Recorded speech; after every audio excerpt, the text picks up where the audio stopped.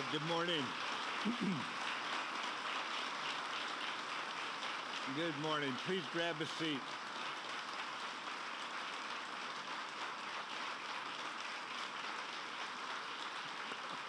I assure you, Mr. Vice President, that is for you, not for me.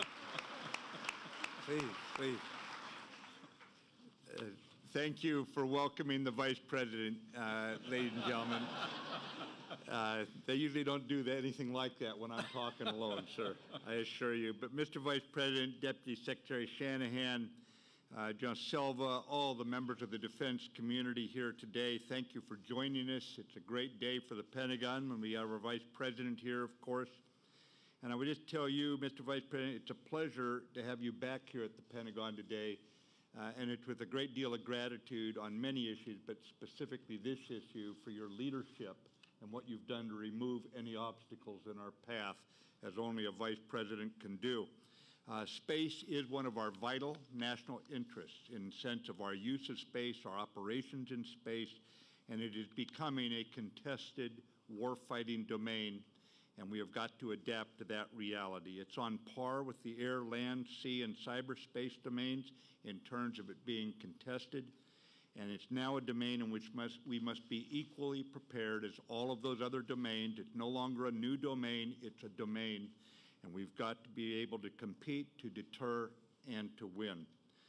And following your remarks, Mr. Vice President, the Department of Defense will release our space report to Congress, reinforcing the specifics on how we're going to carry this forward, and that report reflects a clear-eyed view of the future as the Department takes the steps necessary now to implement President Trump's vision for a Space Force. So, ladies and gentlemen, it's my honor to introduce the Vice President of the United States, Vice President Pence. Thank you, sir. Thank you very much. Good to have you. I think it was all for you. I don't think so, Mr. Vice President.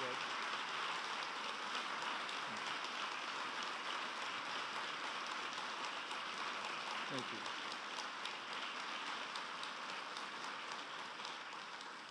Secretary Mattis, Deputy Secretary Shanahan, General Silva, General Goldfein, members of the Armed Forces of the United States of America, and all the men and women of the United States Department of Defense who each and every day oversee the greatest military in the history of the world. Thank you for all you do every day for the American people.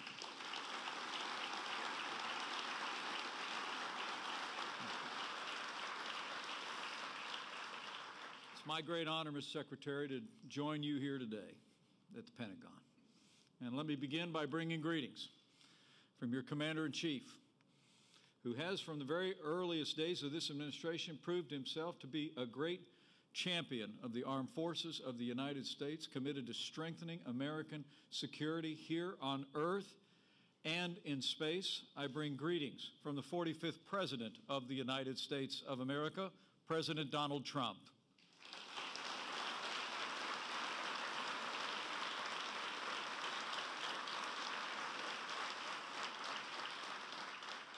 In his inaugural address to the nation, President Trump proclaimed that the United States stands, in his words, at the birth of a new millennium, ready to unlock the mysteries of space. And since day one of our administration, this president has kept his promise to restore America's proud legacy of leadership in space, believing that space is essential to our nation's security, prosperity, and our very way of life. Last year, after it had lain dormant for nearly a quarter century, President Trump revived the National Space Council to reinvigorate and coordinate space activities across our government. It's my great honor as Vice President to serve as the chairman of the National Space Council. And I'm pleased to report that President Trump has already signed 3 new space policy directives to reorient our space program toward human exploration, unleash America's burgeoning commercial space companies, and safeguard our vital space assets with new space traffic management policy. But as Commander-in-Chief, President Trump's highest priority is the safety and security of the American people. And while too often Previous administrations all but neglected the growing security threats emerging in space. President Trump stated clearly and forcefully that space is, in his words, a war-fighting domain just like land and air and sea. And just as we've done in ages past, the United States of America, under his leadership, will meet the emerging threats on this new battlefield with American ingenuity and strength to defend our nation, protect our people, and carry the cause of liberty and peace into the next great American frontier. In 1939, at the start of the Second World War, the U.S. Army Air Corps was still a fledgling organization. But as Nazi air forces bombed their way from Warsaw to London, our military commanders took decisive action then to meet that new threat head on. By 1945, the American military had nearly 30 times the number of planes and 85 times the number of pilots and support crews compared to just 6 years earlier. America and our allies emerged victorious from World War II because of the strength of our armed forces and because our armed forces adapted to meet the emerging threats of the day. We knew that air power had forever changed the nature of war, so we marshaled the resources and the will to build the most powerful air force the world had ever seen. And just 2 years after that terrible conflict, our nation created a new branch of service to secure American dominance in the skies for generations to come, with the creation of the United States Air Force. Now the time has come to write the next great chapter in the history of our armed forces, to prepare for the next battlefield, where America's best and bravest will be called to deter and defeat a new generation of threats to our people, to our nation. The time has come to establish the United States Space Force. And that's what brings us here today. 7 weeks ago, President Trump directed the Department of Defense to immediately begin the process necessary to establish a Space Force as the sixth branch of the armed forces. The President made it clear that our ultimate objective is to create a new branch of our military that's separate from and equal to 5 other branches. Today, the Department of Defense will release a report outlining the first stages of our administration's plan to implement the President's guidance and turn his vision into a reality. This report reviews the national security space activities within the Department of Defense, and it identifies concrete steps that our administration will take to lay the foundation for a new department of the Space Force. Now, to be clear, the Space Force will not be built from scratch, because the men and women who run and protect our nation's space programs today are already the best in the world. And since the dawn of the space age, America has remained the best in space.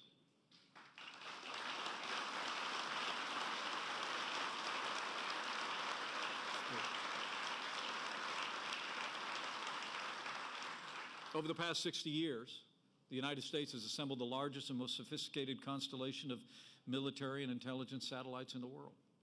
We've pioneered the technology to leverage American power in space here on Earth and give our warfighters the intelligence that they need and give our intelligence community the information they need to maintain a strategic advantage wherever our warfighters are operating.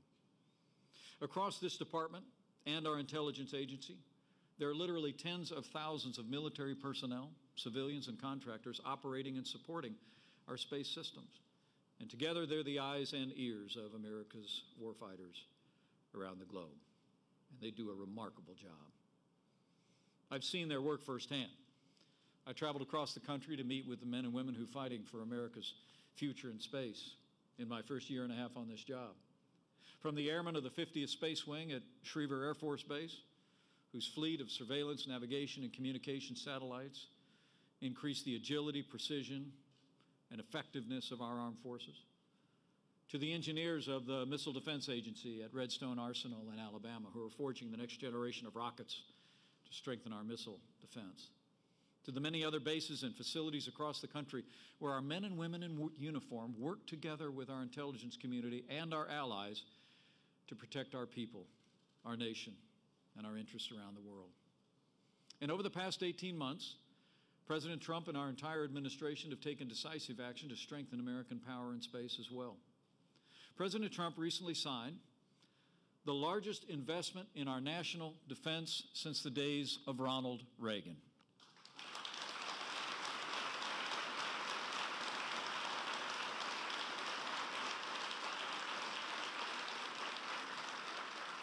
And that new defense budget included new resources for 2 cutting-edge military communication satellites and nearly $1 billion for our space defense programs. And today, we renew the President's call on the Congress of the United States to invest an additional $8 billion in our space security systems over the next 5 years. The men and women of this department have also taken historic steps to secure American leadership in space.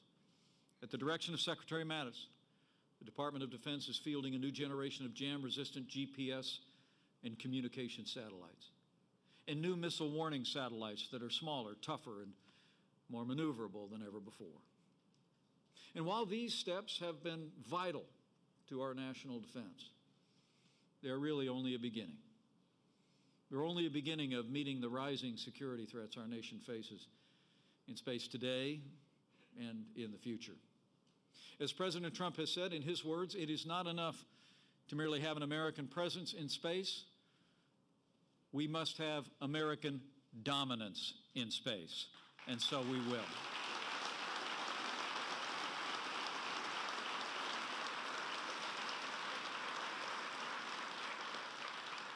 And that's precisely why we're beginning the process of establishing the Space Force as the 6th branch of our armed forces. Just as in the past, when we created the Air Force, establishing the Space Force is an idea whose time has come. The space environment has fundamentally changed in the last generation. What was once peaceful and uncontested is now crowded and adversarial. Today, other nations are seeking to disrupt our space-based systems and challenge American supremacy in space as never before. For many years, nations from Russia and China to North Korea and Iran have pursued weapons to jam, blind, and disable our navigation and communication satellites via electronic attacks from the ground. But recently, our adversaries have been working to bring new weapons of war into space itself. In 2007, China launched a missile that tracked and destroyed one of its own satellites, a highly provocative demonstration of China's growing capability to militarize space. Russia's been designing an airborne laser to disrupt our space-based system, and it claims to be developing missiles that can be launched from an aircraft mid-flight to destroy American satellites. Both China and Russia have been conducting highly sophisticated on-orbit activities that could enable them to maneuver their satellites into close proximity of ours, posing unprecedented new dangers to our space systems. Both nations are also investing heavily in what are known as hypersonic missiles, designed to fly up to 5 miles per second at such low altitudes that they could potentially evade detection by our missile defense radars. In fact, China claimed to have made its first successful test of a hypersonic vehicle just last week. China and Russia are also aggressively working to incorporate anti-satellite attacks into their warfighting doctrines. In 2015, China created a separate military enterprise to oversee and prioritize its warfighting capabilities in space. As their actions make clear, our adversaries have transformed space into a warfighting domain already, and the United States will not shrink from this challenge.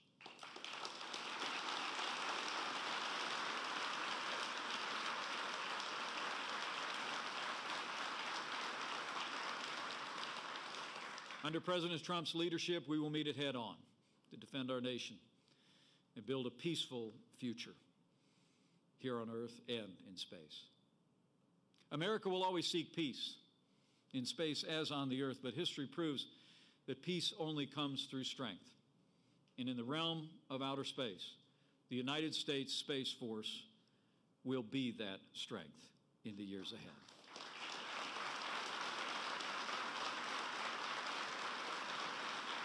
Now, the report the Department of Defense will release today that Secretary Mattis just referenced represents a critical step toward establishing the Space Force as a sixth branch of our armed forces. It actually identifies 4 actions that we will take to evolve our space capabilities, and they are built on the lessons of the past. We all remember the hard lesson learned in the early 1980s as the tragic debacle of Desert One took place. 8 American patriots fell in the line of duty while trying to rescue their fellow Americans who were being held hostage in Iran. In the wake of that failed mission, America resolved to ensure that our joint warfighters would always have the training, coordination, and leadership they needed to accomplish their missions. And the steps that our nation took in the years that followed paved the way for the creation of the United States Special Operations Command. Since that time, this vital combatant command has directed our Special Operations Forces to become the most effective and lethal fighting force in the history of the world.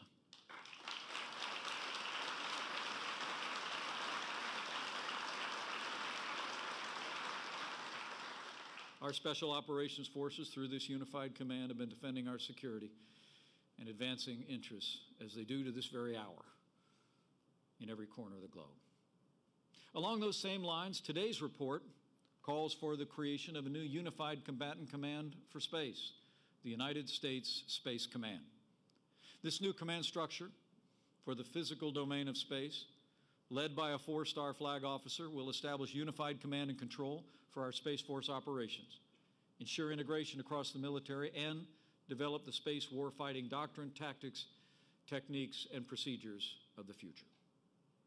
The second step this report calls for is the creation of an elite group of joint warfighters specializing in the domain of space, who will form the backbone of the nation's newest armed service, Space Operations Force.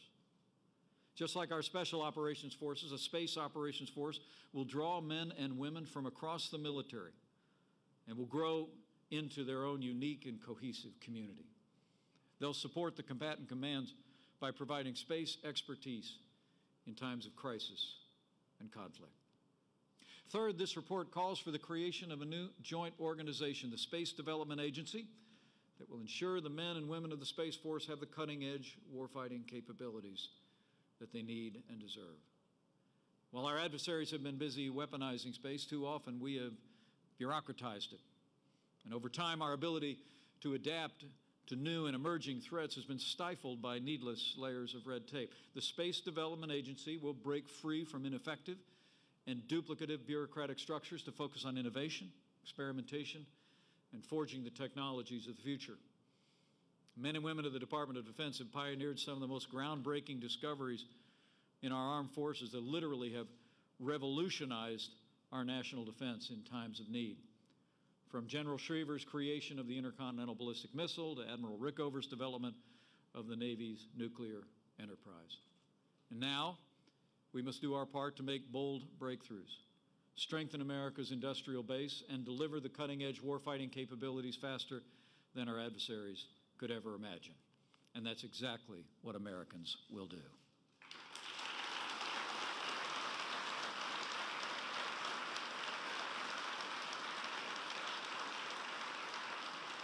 Finally, this report calls for clear lines of responsibility and accountability.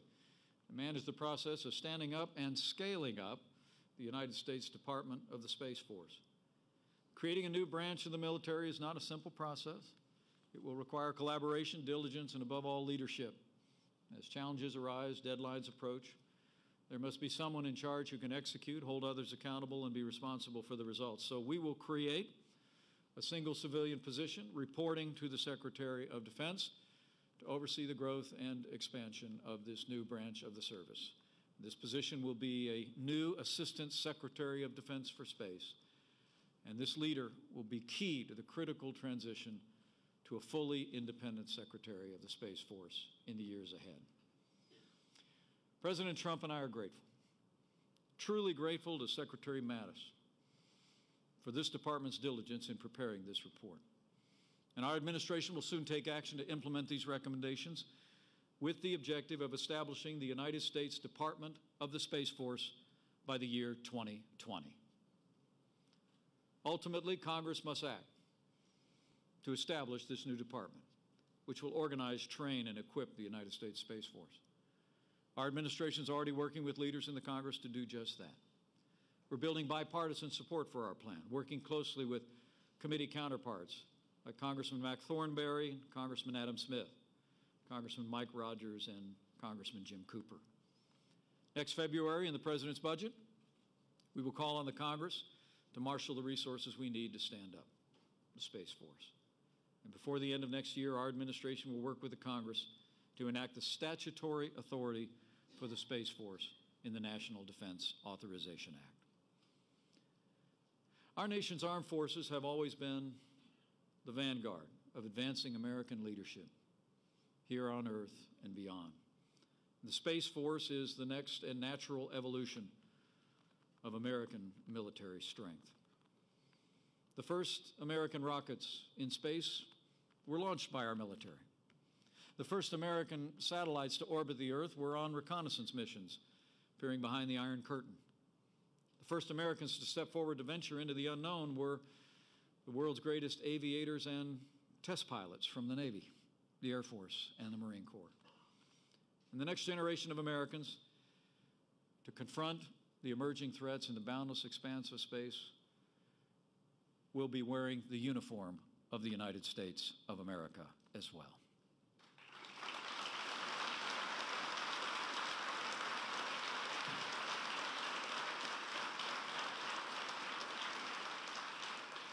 Now, I'll promise you, your Commander-in-Chief is going to continue to work tirelessly toward this goal, and we expect you all to do the same. To all the men and women of this department, this is the moment, now's the time, to act quickly using all the tools at your disposal to lead our nation forward with President Trump's vision to meet the challenges that lie ahead. There's much work to do. Success will demand the very best of each of you. So be bold, be creative, unencumbered by the past or the status quo. And remember, when it comes to defending our nation and protecting our way of life, the only thing we can't afford is inaction. The American people deserve our very best, and they will have it. As the President will discuss in further detail in the days ahead, the United States Space Force will strengthen our security, it will ensure our prosperity, and it will also carry American ideals into the boundless expanse of space. While other nations increasingly possess the capability to operate in space, not all of them share our commitment to freedom, private property, and the rule of law. So as we continue to carry American leadership in space, so also will we carry America's commitment to freedom into this new frontier.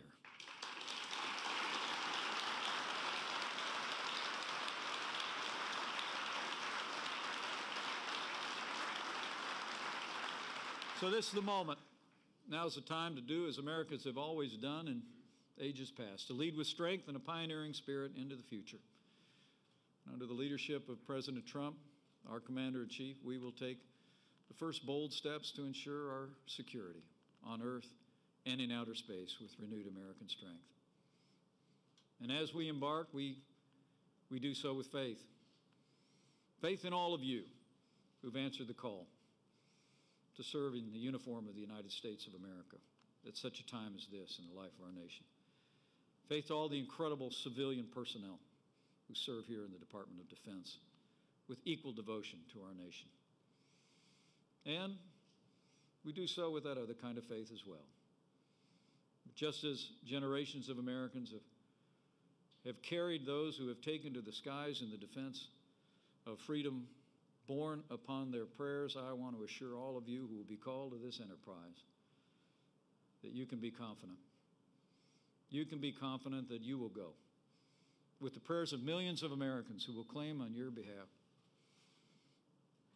as generations have claimed before, those ancient words that if you rise on the wings of the dawn, if you settle on the far side of the sea, even if you go up to the heavens, even there his hand will guide you. His right hand will hold you fast. and he will hold fast this great nation in the great beyond. So thank you for your service to the country, for all of you who have been called to serve in our armed forces. With your unwavering commitment, with the courage of our men and women in uniform, with the continued support of the American people, with the vision and leadership of our Commander-in-Chief, and with God's help, I know we will give America the defense she needs here on Earth and in the outer reaches of space. Thank you, and God bless you, and God bless the United States of America.